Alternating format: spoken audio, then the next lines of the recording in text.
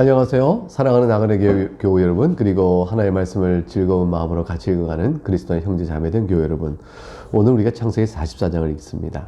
우리는 앞장 43장에서 요셉이 형제들을 다 집으로 불러서 잔치를 배설해 줬던 내용을 우리가 읽었습니다. 형제들은 그 잔치를 애굽의 총력에서 이렇게 환대를 받으면서 얼마나 마음이 기뻤고 사실 또 크게 안도를 했을까요?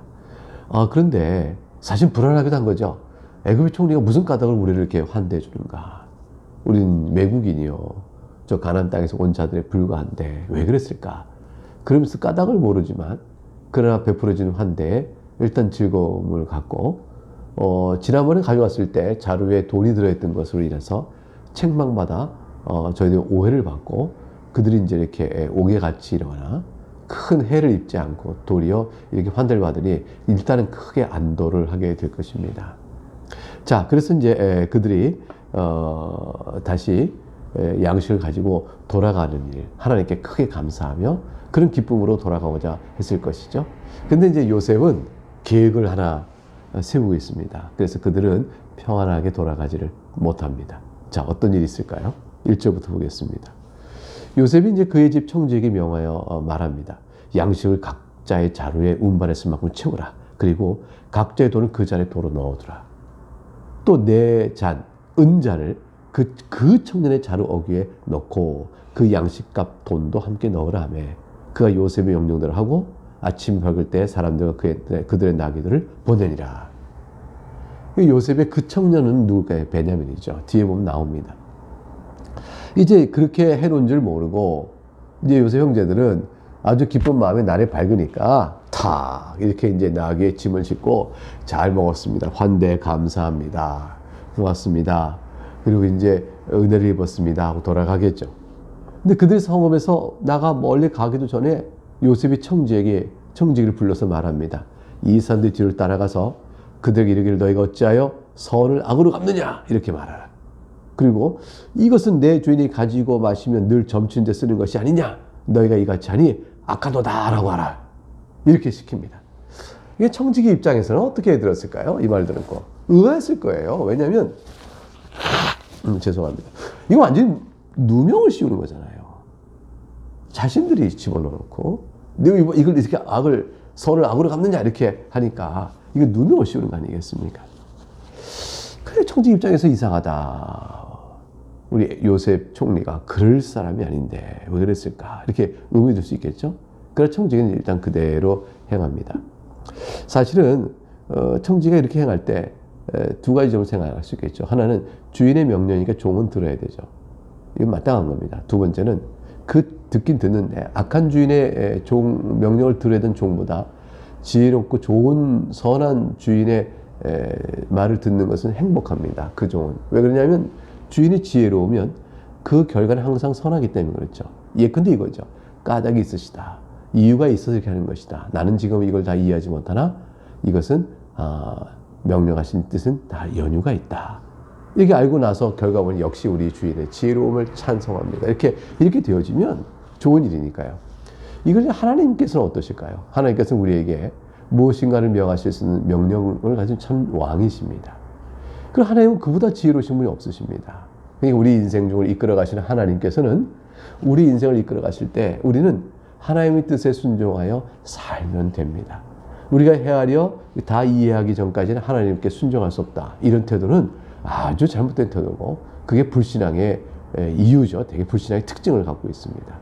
이제 우리는 이 요셉의 청지기가 요셉이 시킨 대로 행하고 가또 말하는 대로 말하고 하는 것처럼 우리도 그렇게 하는 것을 통해서 우리도 한 좋은 교훈을 좀 받게 되어집니다.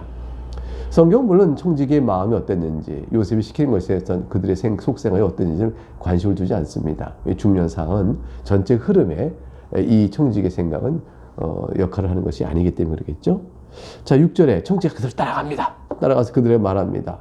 그러니 그들이 형제들 어떻게 되겠어요? 뭐라고 반응하겠어요? 아니 내 주여 어찌 그렇게 말씀하십니까? 당신 종들이 이런 결단코 아니합니다. 생각해 보세요. 우리 자루에 있던 돈도 전에도 자루에 돈이 있었습니다. 우리가 가나안 땅에서 당신에게 도로 가져왔습니다. 근데 우리가 어찌 당신 주인의 집에서 은금을 도둑질하겠습니까? 우리는 그런 일을 하는 사람들이 아닙니다. 벌쩍 떴겠죠. 이어서 말합니다. 그리고서 단언하죠. 당신의 종들 중 누구에게서 발견되든지 그는 죽을 것이요 우리는 내 주의 종들이 되리라 하고 단호하게 말합니다. 왜? 절대 그런 일이 없었으니까. 알았지? 여보기 자네 아닙니다 아닙니다 형제들이 다 아니에요 우리가 안 했어 절대 이러지 아니죠. 모두가 다 안 했다고 했으니 우리 가운데 행한 자가 없으니 이렇게 걱정을 이렇게 단언하는 것이죠. 그래서 청지기가 말합니다. 10절에 그래 그러면 너희의 말과 같이 하리라. 그것이 누구에게서 발견되든지 그는 내게 종이 될 것이요 너희는 죄가 없으리라. 11절에 그들이 급히 이제 자루를 내려놓고 자루를 각기 풉니다. 이제 그가 나이 많은 자에서부터 시작하여 나이 적은 자에게 조사를 시작합니다. 야, 이 차례도 나오니까 나이 많은 루벤을 열어봅니다. 또 열어보는데 자, 있을까요? 없을까요? 없지요. 없습니다. 형제 이럴 때 그래 없다고. 그럼 없지. 그럼 내가 안 했는데 없지. 자, 그래서 아주 득이했을 겁니다. 보십시오. 없습니다. 그것은 잘못입니다. 라고 말했을 것입니다. 그런데 맨 마지막 베냐민, 나이 작은 자인 베냐민의 자루에서 발견이 될 겁니다. 요셉은 청질시켜서 자루에 돈이 따라갖고 시비를 안 걸었어요. 그 자루 열어보다 돈이 발견했을 거 아니에요? 얼마나 놀랐을 거예요. 아니, 이 돈이 왜 있지? 청지기가 그걸 무시해버립니다. 그런 건 탓하지 않겠다. 이런 것을 무시해버려요. 그리고 잔만을 찾는 거죠. 저들은 마음이 굉장히 불안했을 거예요. 사실은 없다 우기행당 아까 말씀드렸지만 돈을 생각하면서 이 돈은 또 왜 있단 말인가? 이 돈은 왜 있단 말인가? 저자는 잔을 찾으니까 잔은 없는 건 다행인데 이 돈은 왜 있지? 라고 속으로 생각하면서 덜덜덜 마음이 떨고 있었겠죠. 요셉은 베냐민을 붙들어주기 위해서 그런 계획을 세운 겁니다. 13절 그들이 옷을 찢고 각기 짐을 나게 싣고 성으로 돌아가니라. 이제 어떻게 하겠어요? 이 증거물이 나왔는데 14절 유다와 그의 형제들 요셉의 집에 이르니 요셉이 아직 그곳에 있는지라 그 앞에서 땅에 엎드리니 요셉이 이제 말을 하죠. 너희가 어찌 이런 일을 행하였느냐? 나 같은 사람이 점 잘 치는 줄을 너희가 알지 못하느냐? 이게 이제 지혜로운 자라는 뜻이죠. 내가 이제 뭐 실제 요셉이 점을 쳐서 뭐 하겠어요. 근데 그게 아니라 애굽의 총리니까 내가 얼마나 지혜로워 그런 일들이 있을 것을 헤아린 자인지 너희가 알지 못하느냐는 뜻이죠. 유다가 설명합니다. 우리가 내 주께 무슨 말을 하오리까? 무슨 설명하오리까? 우리가 어떻게 우리의 정직함을 나타내리까?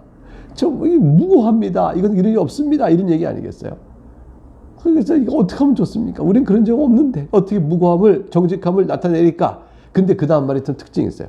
하나님이 종들의 죄악을 찾아내셨으니 우리와 이 자리에 발견된 자가 다 내 주의 노예가 되겠나이다. 아니 자신들이 정직하다고 얘기해놓고 하나님이 종들의 죄악을 찾아냈다. 이 말이 좀 어색하죠? 왜냐하면 우리가 주인을 요셉 총리를 우리를 선을 대했으나 우리가 눈을 속이고 이렇게 했습니다. 아무도 모를 줄 알았는데 하나님이 종들의 죄악을 찾아냈습니다. 이렇게 되면 이제 죄에 대한 인정이 되잖아요. 그런데 유다의 말은 우리는 정직합니다. 근데 하나님이 우리 종들의 죄악을 찾아냈습니다. 왜 이렇게 말을 할까요? 억울한 일을 당했는데 왜 죄가 있다고 할까?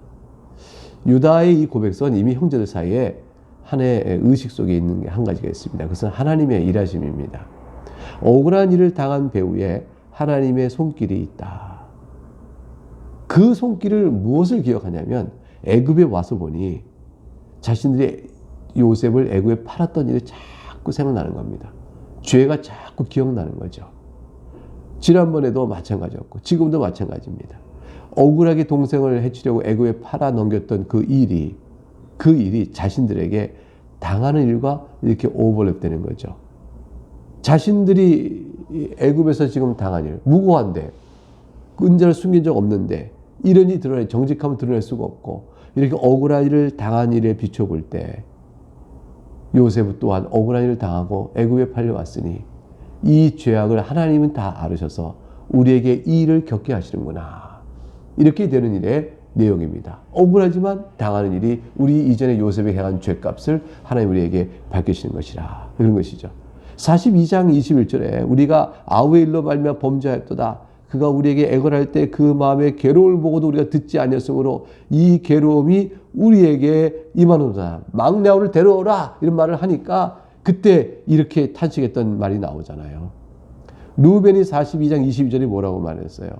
내가 너희에게 그 아이에 대하여 죄를 짓지 말라고 하지 아니하였느냐. 그러므로 그의 피값을 치르게 되었도다. 자신의 애굽에 당하는 어떤 어려움과 환난과 고통과 억울함이 있을 때, 아, 이것이 하나님께서 하신 일이요. 그래서 우리가 요셉을 팔아넘긴 일에 대한 죄값을 치르느니라, 이렇게 생각을 했었거든요. 그러니 지금 이제 유다가 말하기를, 우리는 정직함을 어떻게 나타나겠습니까? 그러나 하나님 우리의 종들의 죄악을 찾아내셨습니다, 이렇게 말하게 되어지는 것입니다. 17절에 요셉이 이릅니다. 내가 결코 그리하지 아니하리라. 잔이 그 손에서 발견된 자만 내 종이 되고 너희 모두 다 내가 종 삼지 않고, 잔이 발견된 자만 종으로 삼고 너희는 평안히 너희 아버지께 돌아가라, 이렇게 말했습니다. 그래서 유다가 다 못 가도 베냐민은 가야 되는 거죠. 그러니까 유다가 그럴 수 없다고 주렁주렁 말을 이어갑니다. 18절. 유다가 내 주 여호와나건대 당신의 종에게 내 주의 귀에 한 말씀을 아뢰게 하옵소서. 주의 종에게 노하지 마소서. 주는 바로와 같으심이니이다. 19절. 이전에 내 주께서 종들에게 물으시되 너희는 아버지가 있느냐 아우가 있느냐 이렇게 하시기에 내 주께 아뢰되 우리에게 아버지가 있으니 노인이요, 또 그가 노년에 얻은 아들 청년이 있으니 그의 형은 죽고 이제 요셉의 마음이 어땠을까요? 죽다니. 그의 어머니가 남긴 것은 그뿐이므로, 그 동생 베냐민을 가리킨 거죠. 그 하나뿐이므로 그의 아버지가 그를 사랑하나이다 하였더니, 주께서 또 종들에게 이르시되 그를 내게로 데리고 내려와서 내가 그를 보게 하라 하시기로. 우리가 그때 주님께 내 주께 뭐라고 말씀드렸습니까? 그 아이는 그의 아버지를 떠나지 못할지니 떠나면 그 아버지가 죽겠나이다. 그 아버지가 그 아이를 너무 사랑하니 그 아이를 떼놓을 수가 없습니다. 23절. 주께서 또 주의 종들에게 말씀하시되 너희 막내 아우가 너희와 함께 내려오지 아니하면 너희가 다시 내 얼굴을 보지 못하려 하시기로. 그래서 우리가 부득불 아버지를 설득하여 여기 데려왔습니다는 얘기 아니겠어요? 24절. 우리가 주의 종 우리 아버지에게로 도로 올라가서 내 주의 말씀을 그에게 아뢰었더니 그 후에 우리 아버지가 다시 가서 곡물을 조금 사오라 하시기로. 우리가 이르되 우리가 내려갈 수 없나이다. 우리 막내 아우가 함께 가면 내려가거니와 막내 아우가 우리 함께 가지 않으면 그 사람 얼굴도 볼 수 없으니 양식도 못 살 것이므로 내려갈 소용이 없습니다. 이렇게 말했습니다. 그래서 주의 종 우리 아버지가 우리에게 이렇게 말씀하셨습니다. 너희도 알거니와 내 아내가 내게 두 아들을 낳았으나, 라헬을 얘기하는 거죠. 하나는 내게서 나갔으므로 내가 말하기를 틀로 찢겨 죽었다 하고. 사실 이건 야곱의 이 말은요, 암시적이에요. 내게서 나갔다, 내가 말을 틀어 찢겨 죽었다. 그것은 피 묻은 옷을 보는 거 아니에요. 그렇게 해서 죽음으로 했지만 내가 지금까지 그를 보지 못하거늘, 그러니까 죽었다고 생각한다는 거죠. 왜냐하면 시신을 보지 못했으니까. 그러나 혹시라도 살아있으면 살아있을까는 일말의 희망 자체를 완전히 지운 것은 아니죠. 29절에 너희가 이 아이도 내게서 데려가려 하니 만일 재해가 그 몸에 미치면 나의 흰머리를 슬퍼하며 스올로 내려가게 하리라 하니 내가 죽을 것이란 뜻이죠. 아버지의 생명과 이 아이의 생명이 서로 하나로 묶여 있거늘 이제 내가 주의 종 우리 아버지에게로 돌아갈 때에 우리가 아이와 함께 가지 아니하면, 아이가 우리와 함께 가지 아니하면 아버지가 아이 없음을 보고 죽으리니 그와 같이 되면 종들이 주의 종 우리 아버지가 흰머리를 슬퍼하며 스올로 내려가게 함이니이다. 돌아가실 것입니다. 그러니 불쌍히 여기시고 이 아이를 종으로 삼고 우리를 돌려보낸 일, 그렇게 말씀하신 것을 거두어 주옵소서. 유다는 이 사정을 여기까지 말한 다음에 그 허락을 얻기 위해서 대안을 제시합니다. 그 대안은 32절입니다. 주의 종이 내 아버지에게 아이를 담보하기를 내가 이를 아버지께 데리고 돌아오지 아니하면 영영이 아버지께 죄짐을 지리다 하였사오니. 제가 이렇게 아버지께 약속했습니다. 꼭 아이를 다시 데려오겠다고. 이제 주의 종으로 그 아이를 대신하여 머물러 있어 내 주의 종이 되게 하시고 그 아이는 그의 형제들과 함께 올려보내소서. 이 유다가 말합니다. 제가 종이 되겠습니다. 제가 담보로 여기 있겠습니다. 그러니 저 아이만큼은 형제와 함께 올려가게 하옵소서. 돌아가게 하옵소서. 34절. 그 아이가 나와 함께 가지 아니하면 내가 어찌 내 아버지로 올라갈 수 있으리까?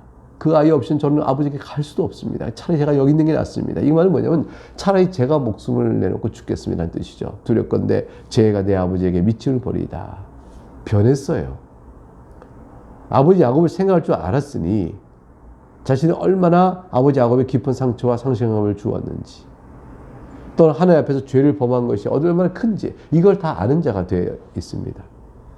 하나님께서 죄를 추궁하면 우리는 받을 수밖에 없다라는 죄의 인정과 회개가 있고, 잡힌 베냐민을 대신하여 자신의 목숨을 내놓을 줄 아는 형제의 사랑으로 이제 바뀌었어요. 이제 그 사람들이 형제가 바뀌어요. 요셉을 팔았을 때 형제가 아닌 거죠. 요셉을 팔았을 때 형제라면 베냐민을 놔두고 자기들 목숨 구하려고 그랬을 텐데, 지금은 이제 바뀐 사람으로 있는 겁니다. 예전에 뭐 그렇죠. 자초지종 따지기 전에 예전 같으면 자기들이 어려움을 당한 이유가 이 베냐민이었겠다 싶으니까, 베냐민 너 때문에 지금 우리가 이렇게 어려움을 당했다라고 해서 그것이 베냐민에게 막 원망과 불평을 쏟아 부었을까요? 근데 요셉에게 범했던 자신의 죄악이 어떤지를 아니까 이제는 도리어 베냐민을 구하기 위해서, 또 야곱을 위로하기 위해서 자신의 목숨을 담보내는 일로 형제가 바뀐 것입니다. 이런 변화가 바로 하나님께서 기대하신 거죠. 이 모든 과정을 통해서 형제들을 영적으로 새롭게 바뀌고 깨닫게 하는 교육을 시키신 것입니다. 이게 신앙적 성숙의 과정이요, 또 연단의 과정이라 할 것입니다. 죄의식을 계속 깨닫게 하고 회개케 하고, 그리고 그런 마음으로 지금 겪고 있는 상황에 올바른 판단을 하게 한 것입니다.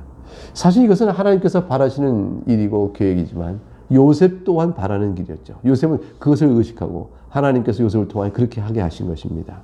요셉이 일부러 형들의 자루 속에 양식값 그런 것들 다 넣어두고 은잔을 베냐민 안에 딱 넣어둔 것은 형들을 괴롭히고 복수하기 위한 것이 아니라, 이런 과정을 통해서 저들이 어떻게 자기 잘못들을 회개하고 돌아오는가, 하나님 앞에서 저들의 인생을, 삶을 어떻게 보는가, 상황을 어떻게 보는가, 이 모든 것들을 보고자 하는 요셉의 깊은 뜻이 있다 볼 것입니다.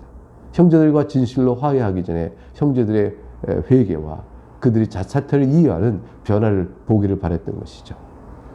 요셉은 형들의 이 모습을 보면서 저들이 용서해 줄 이유를 이제 보게 됩니다. 과연 형들은 변했구나.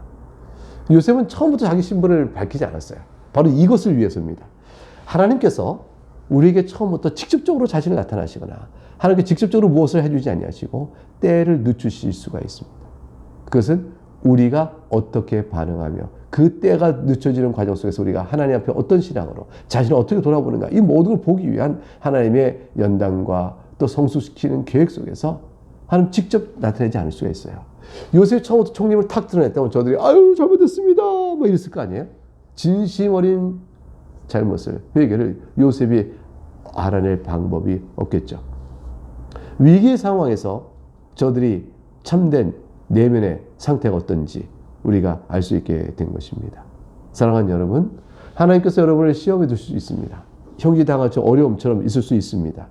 그런데 그것도 또한 하나님께서 믿음의 연단을 통하여 우리의 마음을 드러내시고 또 그걸 기뻐하시기 위해서, 또 하나님께 감사하는 마음을 갖도록 하기 위한 하나님의 뜻입니다. 하나님께서는 때로 우리가 시험에 들며 죄를 쫓아 살고자 할 때 그런 잘못도 허용하시는 일도 있습니다. 그건 죄를 하나님 기뻐하시기 때문이 아닙니다. 오히려 그런 것을 통해서 훗날의 잘못을 깨닫고 회개하고 이전보다 더욱더 자신이 얼마나 연약한 자인가, 이전보다 자기가 얼마나 형편없는 자였는가, 그거를 깨닫고 하나님의 은혜가 얼마나 큰지를 깨닫고 하나님의 오래 참으심이 얼마나 큰지를 깨닫고 용서받은 자의 기쁨을 더욱더 가지며, 그리하여 하나님께 영광을 돌리는 거룩한 삶으로 더욱더 이제 내딛는 발이 더 힘있게 나갈 수 있도록 하나님께서 이렇게 인도하시기도 하시는 것입니다. 또한 연약한 우리들에게 은혜를 주셔서 강력하게 순종하고 또 거룩한 삶을 사고 맡기신 사명을 잘 감당할 때도 이 모든 것들이 하나님께서 내게 주신 것이라는 겸손한 마음을 갖고 나올 수 있도록 하나님 또 이끌어 가십니다. 요셉의 경우는, 요셉은 애굽의 총리가 되는 자리에 이르기까지 결국은 얼마나 연단의 과정을 거쳐왔습니까? 결국 그래서 오늘의 애굽의 총리가 있으나 교만치 않고 하나님 은혜 앞에 붙들린 자가 되어 있는 것입니다. 이제 우리는 하나님의 손길, 그 지혜로우심이 오늘 본문을 통해서도 요셉을 통하여 어떻게 하나님께 일을 하셨는가 보면서 여러분과 저의 삶 속에 좋은 교훈을 선히 받고 또 적용하는 그 믿음과 살아갈 수 있기를 바랍니다. 모든 걸 다 계획하시고 아시는 지혜로운 우리 하나님이 우리의 왕이십니다. 그 안에 살아가는 자의 행복을 우리가 깊이 찬송할 수 있기를 바라겠습니다. 오늘 여기까지 봅니다. 내일 다시 만나 뵙겠습니다. 감사합니다.